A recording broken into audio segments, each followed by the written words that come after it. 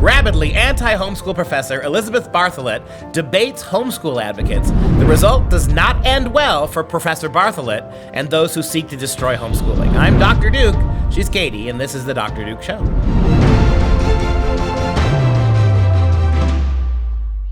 Hello, everyone, and welcome to the Dr. Duke Show, the only program that keeps you educated on the craziness impacting K-12 classrooms and college campuses around the world. Today, we're going to spend some time analyzing a recent debate that took place between a Harvard-educated homeschool advocate and a Harvard professor who believes homeschooling is child abuse. Let the games begin.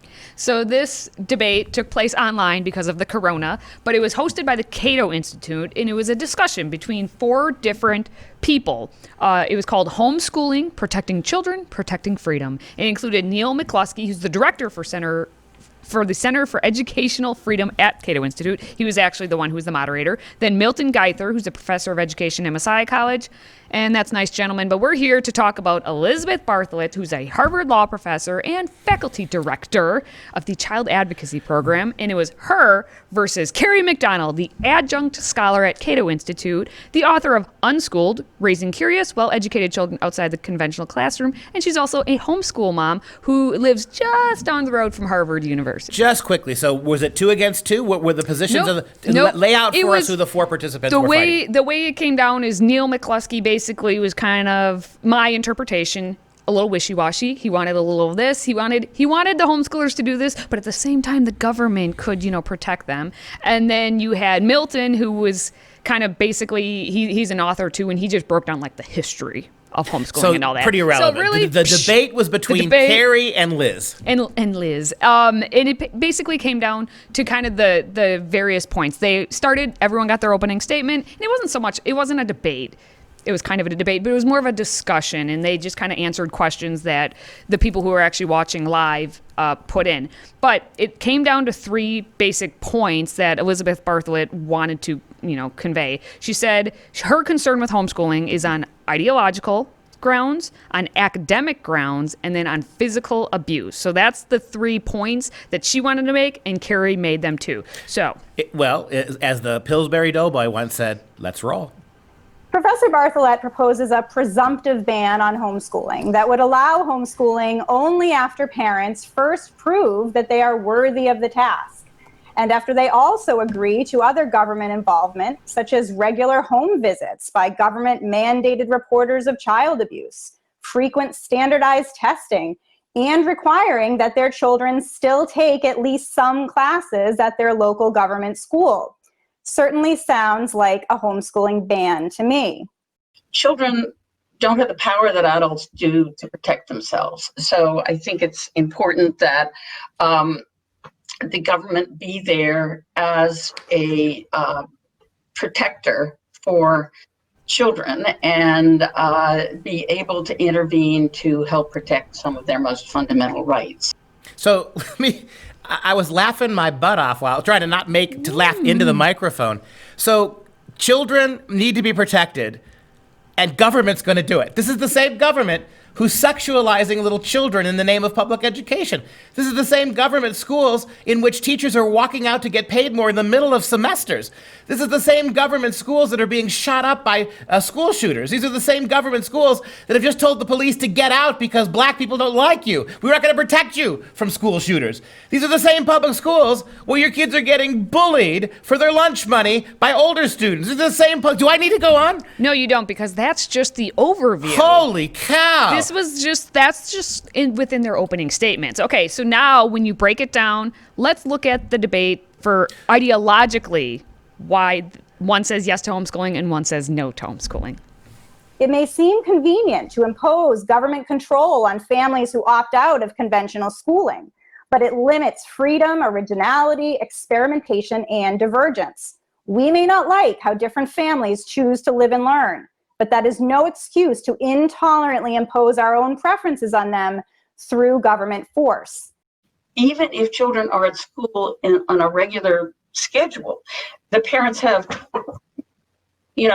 more hours of control over the child's thinking than the school does by far. I just think that it's great that parents want to raise kids in their own views and values with their own religion. I'm not trying to interfere with that. I'm saying that children have a right to exposure to some other people and ideas about how one might live one's life, so that when they become adults, they have some meaningful opportunity to choose something other than the views, the values, the culture that their own parents have chosen. Hey, Professor Bartholet, how about this? Since you're all about exposing kids to diverse opinions, why don't you require every single public school kid to spend Fridays home being educated at home? Because what you're basically saying is we can't trust mom and dad. Mom and dad aren't enough. And those religious values that we can't stop you from teaching to your kids, we'll let you teach them as long as we're unmaking them in the public schools. How about this? We'll allow you,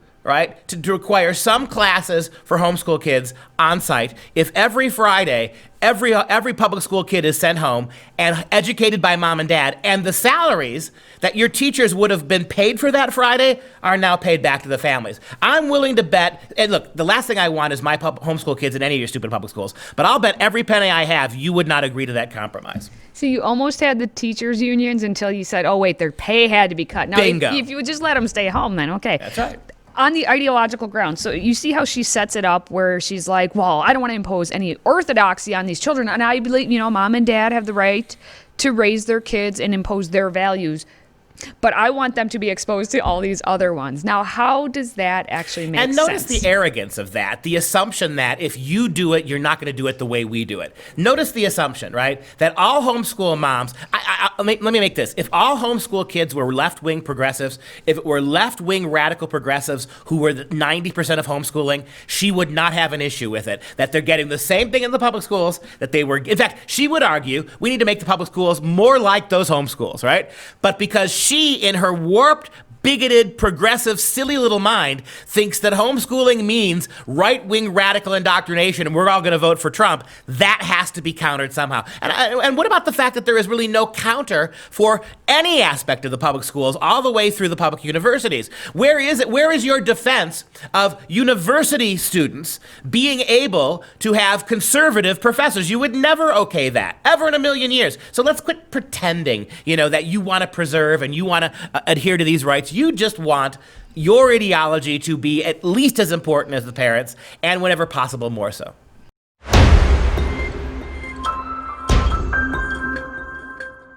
We're fired up today, as you can see, and we've only hit so far the overview in point one of what's happening with this debate/discussion between Bartholet and McDonald on homeschooling. Now on to point number two, which is about academically.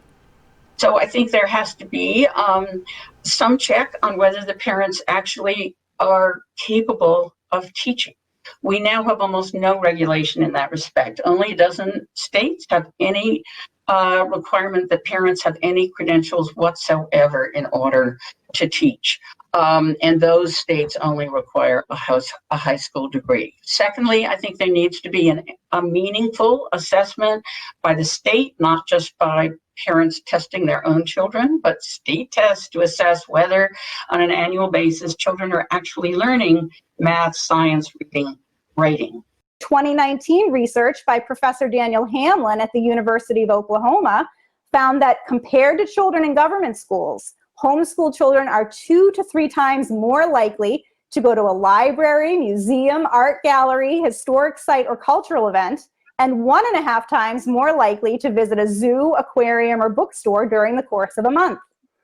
If we contrast these findings with the academic results of children in government schools, we should really be asking ourselves, why are we even having this debate? According to the most recent NAEP scores, math and reading scores declined, and 2/3 of US students are not reading proficiently.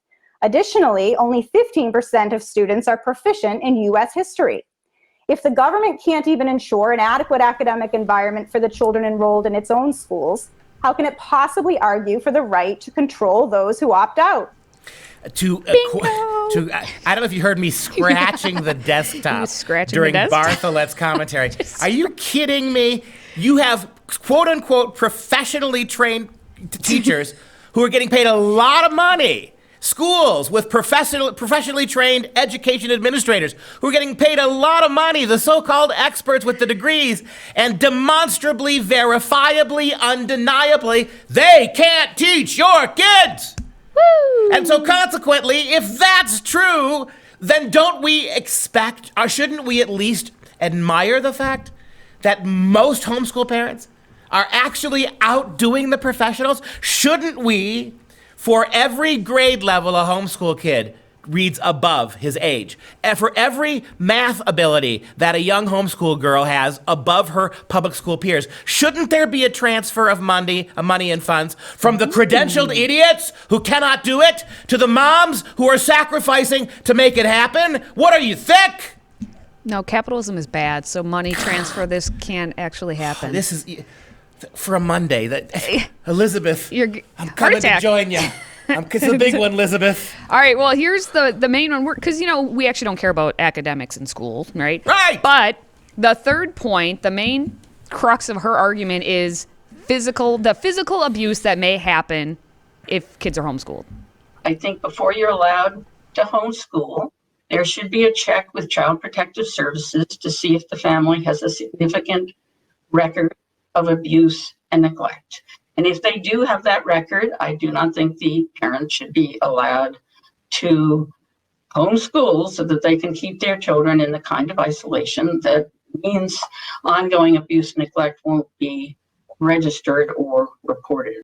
If you look at the research on abuse and neglect generally, it's happens disproportionately, overwhelmingly disproportionately in isolated families.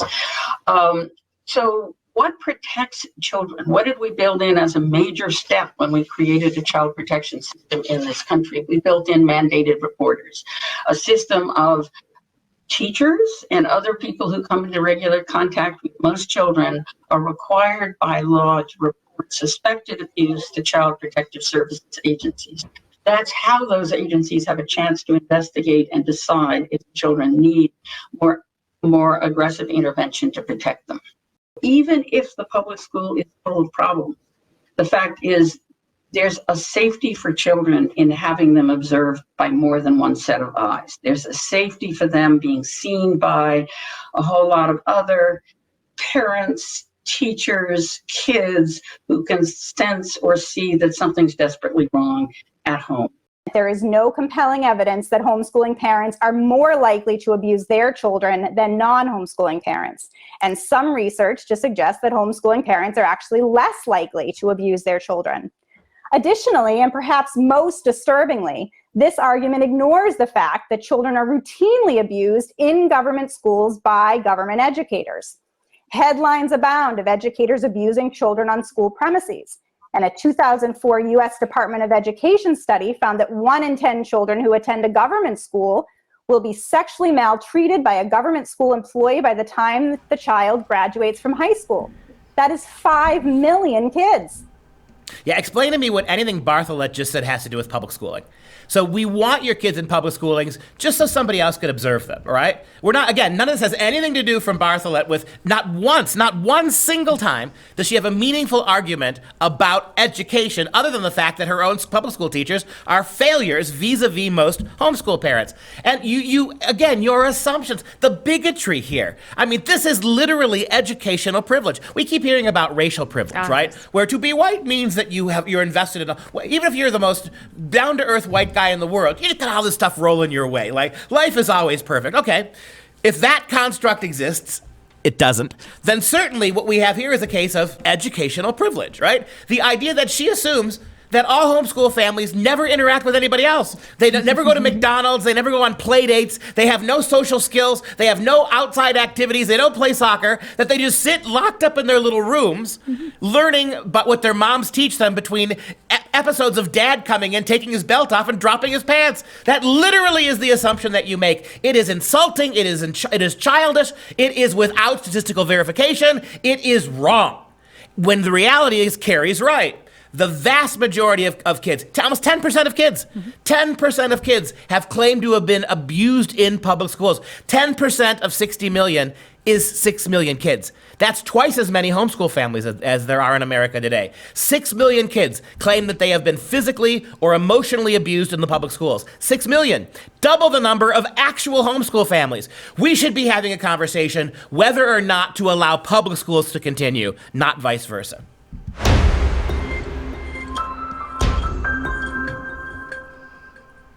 All right, we're going to give Dr. Duke 15, 20 seconds to cool down a little bit before he revs back up, because after this whole discussion and debate happened, Carrie McDonald actually went on Fox News Digital and spoke about basically what Bartholet said. So take a look.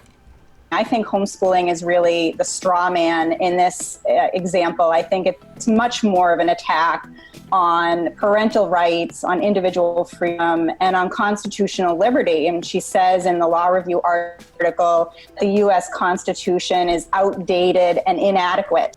Previous research has actually shown that homeschoolers may even be more open-minded and more tolerant of different viewpoints because of this immersion in the people, places, and things of their communities. That's the real hypocrisy in that. She argues against homeschooling, saying that it gives parents authoritarian control over children, and yet doesn't see the implicit authoritarianism of banning homeschooling and the liberty interest of parents that the courts have upheld for a long time. And she's exactly right. So what we're seeing across the nation, it's not just this specific thing with homeschooling. This goes to an attack on Western civilization, on everything Americana. What Bartholet is doing is using homeschooling as a straw man to basically tear down everything that we've ever known in this country, even before it was a country, so that it can be, worldwide, global education, which is not to say no education here. It's not actual education for our children. It's indoctrination, as we've been getting in the public schools for years and years and years. And this should, again, make you get on your knees and thank the Founding Fathers for being so wise about not including federal education. Look, if you can, go to the local landfill and kneel before a burning statue of Thomas Jefferson and thank him, right? Because what Bartholet is trying to do is the equivalent of what these uneducated public school rioters are doing, right? These idiots in the streets with a cheap public school education that doesn't teach them critical thinking or history, that doesn't teach them in college anything but radical activism. These are the ones that are destroying the statues of the Founding Father, and they are the two sides of the same coin. Carrie is exactly right. Katie is exactly right. What's happening here is the larger issue. Are your kids permanent wards of the state, or are they your kids? All of this nonsense that Bartholet said, well, we kind of still want you to teach your worldview and your religion, but somebody has to be in your house. Somebody has to be you have to be following public school guidelines. You have to take our tests, everything that proves that whatever you teach your kids, they're beholden to me, the public schools, more than they are to you. This is an attack on the idea. And this goes back to the very first days of my Common Core lectures when me and others could see right from the beginning what this was. This isn't an improvement of schools. This isn't a better paradigm to make your kids independent, entrepreneurial, and ready to engage life and ideas. No, this is about more and more and more strangulating control at the federal level. The idea that your kids are going to learn sex. And if you want to teach kids abstinence, you can do it at your homeschool, but they're still going to get our LGBTQ agenda. They're still going to get counseling and how, even as homeschool kids, they can change their genders, and if mom won't let them, we'll get the state to do it for them. We actually had a situation where a public school actually participated and helped fund a gender transition for a high school student, even though the parents didn't know about it and were against it. This is happening now. And this is why founding fathers you speak of, you always forget John Adams, the one, the only, the best founding father of them all. As far as I know, they've not torn any statues down. You know what? He didn't own any slaves. So he was a farmer, though, so how dare he? And he was a white man, so he's screwed. But he has always said, in his treatise, he actually wrote about education and how we must have an educated population. Mm-hmm. We must have a moral population. But guess what we have right now? Chaos. And yet Adams, as a contributor to the Constitution, the founding documents, recognized that none of that would happen with a federally controlled education system. Reminder that you're tearing down the statues of people who empowered individuals, families, religious people, local communities, and even the states. not the federal government. These were people who were committed to individuals leading their lives as individuals and, heaven forbid, engaging in acts of radical diversity. When did that become such a bad word to people like Bartholet? Educational diversity is unallowed. Whereas I guarantee you that Bartholet would man the barricades and tote the rifles to promote actual racial diversity, right? It's why you're stuck in the situation you are now. There is no accommodating with these people. There is no negotiating. There is no cooperating. You must resist them with every force you have, the same way you wouldn't let them storm into your house and take your wallet in the name of social justice. And in the same way, we should not be allowing them to erase our culture, one statue, one monument, one book at a time. No one's fighting civilizationally. Fight for your families at the very least.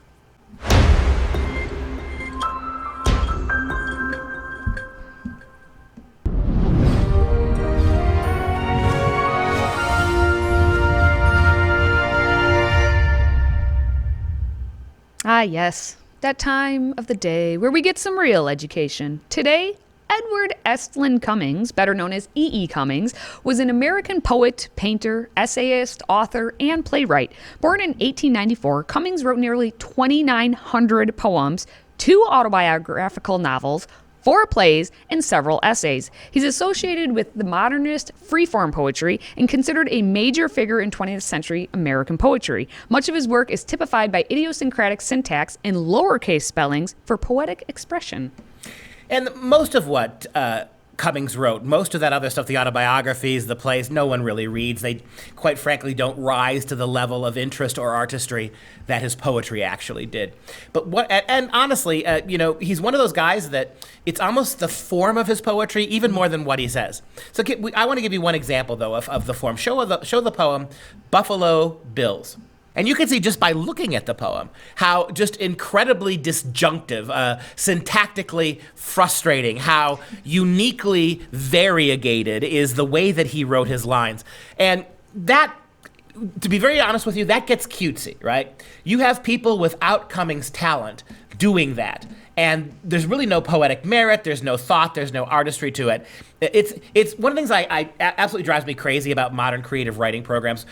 Creative writing is now almost eclipsing every other aspect of English studies. We're getting rid of literature, we're downplaying grammar and syntax, but creative writing is the English class for the future. Think about it. You don't have to really read many books. Most creative writing classes don't read much. How are you going to ask kids to write if they can't read? How are you going to ask kids to write great poetry or novels if they don't read poetry and novels? And the answer is you're not going to get those things. But you'll get a lot of imitators of E. E. Cummings in poetry, right? And there's a certain logic we're going to go through in this poem that's really beautiful, that most kids can't replace. But if you don't have anything to say, and if you're not really artistic, you can do this. This is basically this is Mad Libs, a version of Mad Libs, right? And so here we are, Buffalo Bills. The other thing I wanted to say is the creative writing movement. Notice what's happening in poetry. All modern poetry is free verse, which is to say poetry without rules. Hint, poetry without rules is generally prose, right? What makes poetry is those rules, right? Scansion, rhyme, meter, all those things the postmodern poet has rejected in the name of writing funny-looking prose. Go back to Buffalo Bills. Buffalo Bill, of course, was the great Wild West showman. He was an actual gunfighter and Western pioneer till he became a sideshow in a circus, right? And I think what E. E. Cummings is telling you is that the two sides of Buffalo Bill are defunct now. Notice it is a typical vanitas poem from going back thousands of years. This is about death. Buffalo Bills, defunct. And notice Bills, apostrophe S. That suggests Buffalo Bills and all the people who are like him, all the would-be Barnums and Baileys that have come after him. It also suggests bills as in money, right? And the money that was to be made profiteering off the Old West and his former way of life. Buffalo Bills, defunct. And because of the way he's got that defunct there, it's dead, and you can't syntactically jump to something else. You got to pause on the moment very dramatically. And defunct doesn't just mean dead as in physically dead. It means defunct in the sense that all of his businesses, all of the Buffalo Bill sideshows, we've moved on from them. I think today if Cummings were alive, he'd agree we haven't moved on. Buffalo Bill's defunct. who used to ride a water-smooth silver stallion and break 1, 2, 3, 4, 5 pigeons just like that. And that's the handgun repeater mechanism of those clay pigeons, right? 1, 2, 3, 4, 5. And notice the water smooth silver gap stallion. It's almost as if that horse, you can see it jumping over water, right? Who used to ride a water smooth silver stallion and break 1, 2, 3, 4, 5 pigeons just like that. Jesus. That's a Jesus in the sense of what were these people thinking. And it's also a prayer. Jesus, right? Go back to it. Jesus. He was a handsome man. And what I want to know is, how do you like your blue-eyed boy, Mr. Death? Vanitas, right? We've looked at a number of Vanitas poems on this show. This is completely in keeping with Western culture with a postmodern twist. And unfortunately, it was going to lead to nothing but really bad copies and cheap exercises in prose masquerading as poetry. All right, as always, you can follow us on Facebook and Parler. And if you have a question for our Friday Q&A, visit freedomproject.com/askduke or send us a message on social media. As a reminder, Freedom Project Academy's live online school is enrolling new students for the upcoming school year. Request your free packet at freedomforschool.com. That's freedom, F-O-R, school.com. Now we're going to wrap things up with our fun fact of the day. Up until the 1830s, in order to receive a degree from Yale, you had to debate. Until the 1920s, most colleges had a debate class. Here we are in 2020, and there's not even any college. I'll do you one better. At the beginning of all those universities, each and every one of them was Christian. Each and every one. Let's debate that. Where did Christianity go? It was Christians who opened those universities. Now Christians are about the only thing you're not allowed to be in those universities. And that's our show for today. Hope you liked it. It expended a lot of adrenaline. I'm Dr. Duke, she's Katie. And until next time, Elizabeth Bartholet, stay the hell away from my kids.